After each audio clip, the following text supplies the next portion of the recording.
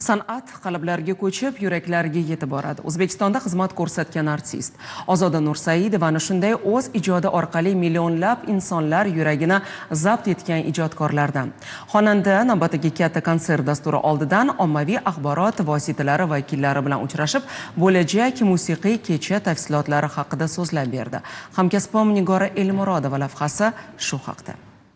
Ozoda Nursaidova shunchaki shou konsert taqdim etadigan ijodkorlar sirasiga kirmaydi. Shu bois biz konsert oldidan tashkil etilgan matbuot anjumanida o'zimizni qiziqtirgan savollar bilan xonandaga yuzlandik. So'nggi paytlarda shou biznes vakillari o'z konsert dasturi orqali ma'lum bir qadriyatlarni shakllantirishga harakat qilyapti.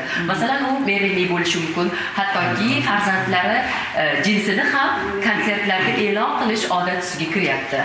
Menga juda ham qiziq, Ozoda Nursaidova o'z konserti orqali qanday bir qadriyatlarni xalqimiz ongiga singdirishga harakat qiladi va bir so'z bilan aytganda, siz bu yil o'z muxlislaringizga nima demoqchisiz? Qanday yangiliklar bor?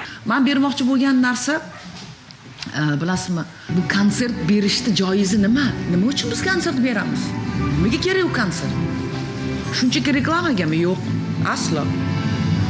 Biz ana shu o'zimizni hayotimizga, ichimizni demoqchi bo'lgan gaplarimizni qo'shiq orqali aytamiz. 2 soat, 3 soat bo'lsin, meni hayotimga keladi muxlis. Meni qalbimni ko'radi, qo'shiqlarim orqali men gapiraman. Meni dunyoyimga sherik bo'ladi.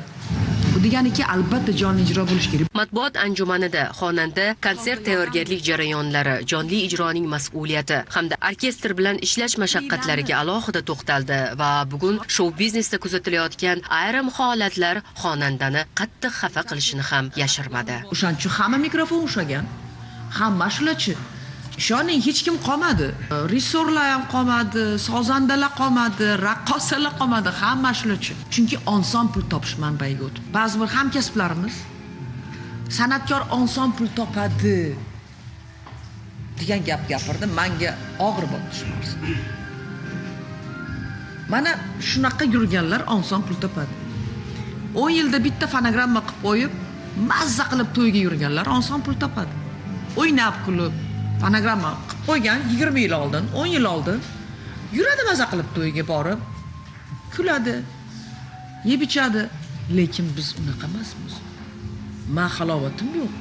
Kutilayotgan konsertda nafaqat kuy va qo'shiqlar, balki hissiyotlar ham jonli taqdim etiladi. Darvoqe, xonanda bu gal ham o'zining takrorlanmas obrazi, liboslari bilan muxlislarni hayratda qoldirish niyatida. Nigora Elmurodova, Bobur Yo'ldoshev, Abbos O'tbosarov, Zamonaviy informatsion dasturi uchun.